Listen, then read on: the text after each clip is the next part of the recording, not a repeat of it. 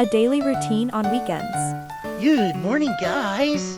This is my daily routine on weekends. Una is magluto pamahaw. Pagkahuman, magkaon. Kaya naman, pagka magkaon, magunsa naman ko. E di, tagnan ninyo, hanchar lang bitawoy. Manglaban na po ko pagkumanog kaon. Mo ni siya ang akong trabaho kung balay klase.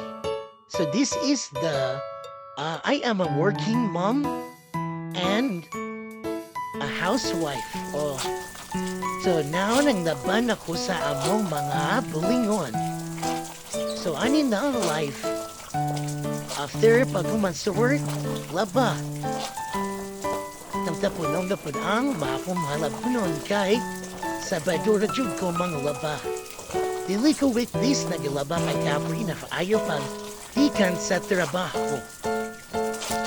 So, this is my van. Sure, ini at your service, charot. Joke lang.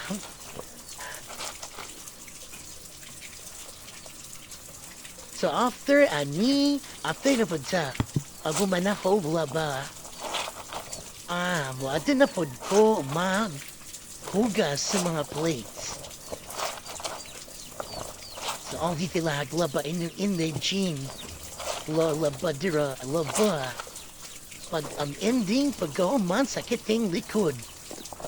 So, dili lalimaw sa kamama. Charan, laba na po.